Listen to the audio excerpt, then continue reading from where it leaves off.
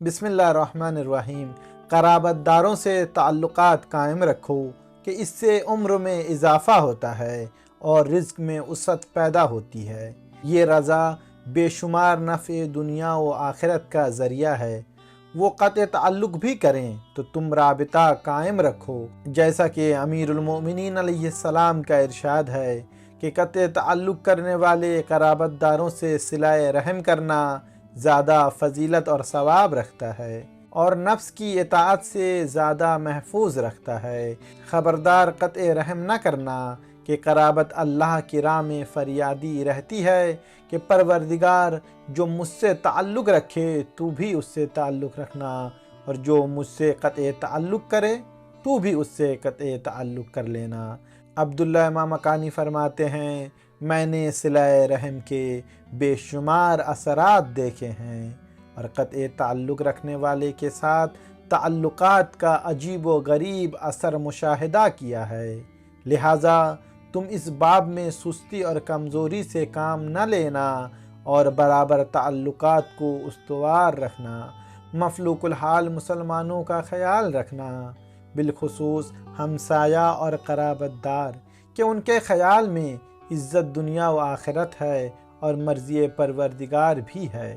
امام صادق علیہ السلام کا ارشاد ہے کہ جناب یعقوب علیہ السلام پر فراق یوسف کی افتاد اس لیے پڑی تھی کہ انہوں نے ایک دمبہ ذبح کیا اور ہمسایہ کے حالات دریافت کیے بغیر استعمال کر لیا، حالانکہ ہمسایہ میں ایک شخص فاقہ شکنی کے لیے آذوقہ کا محتاج تھا۔ یہ بھی ترک اولیٰ کی ایک قسم ہے جس پر انبیاء کرام کا امتحان سخت ہو جاتا ہے۔ لہٰذا تم بھی نعمات دنیا سے استفادہ کرنے سے پہلے دوسروں کا لحاظ کرو، ورنہ کسی وقت بھی تمہارا امتحان ہو سکتا ہے۔ دوستو، اپنے جملہ امور میں میانہ روی سے کام لینا، اس کا انجام بہتر اور عاقبت قابل تعریف ہے۔ مالک کائنات نے اپنے پیغمبر کو اقتصاد و میانہ روی کا حکم دیا ہے، اور جب پیغمبر صلی اللہ علیہ وآلہ وسلم سے سوال کیا گیا کہ راہ خدا میں کیا خرچ کیا جائے تو قرآن نے یہی جواب دیا ہے کہ اپنی ضرورت سے زیادہ، یعنی کہ ہر چیز جو آپ کے استعمال کے بعد جو چیزیں بچ جائیں اسے راہ خدا میں خرچ کر دیا جائے۔ دوستو، ہمیشہ اپنے سے پست افراد کے حالات پر نگاہ رکھنا اور شکر خدا کرتے رہنا کہ ان سے بہتر ہو۔ اپنے سے اچھے حالات والوں پر نگاہ نہ کرنا کہ نفس کو اذیت ہو اور راحت دنیا اور اجر آخرت دونوں کا خاتمہ ہو جائے۔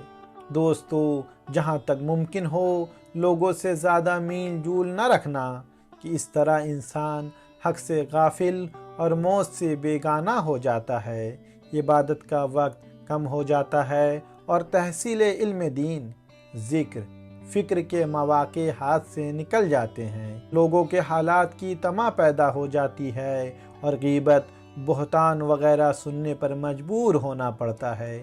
کبھی کبھی مہمل قسم کے لوگوں کے ساتھ رہنا پڑتا ہے اور اس طرح فتنہ و فساد پیدا ہو جاتا ہے اور قیامت کے دن ندامت کا خطرہ پیدا ہو جاتا ہے۔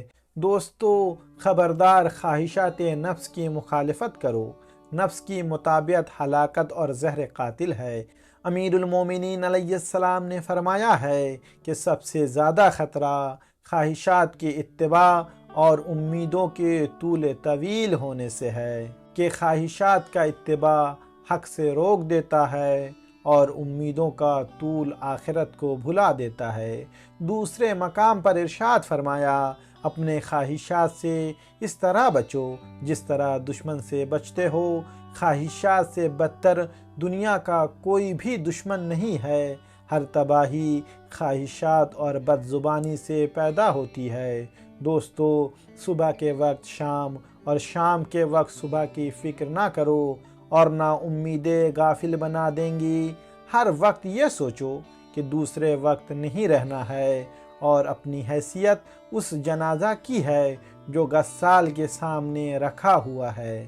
ہمارا مقصد صرف اسلام کی دفاع اور اسلام کو فروغ دینا ہے، اور اگر یہ ویڈیو آپ کو اچھا لگے تو اس ویڈیو کو اپنے دوستوں اور رشتہ داروں تک اپنی ذمہ داری سمجھ کر ضرور شیئر کرنا۔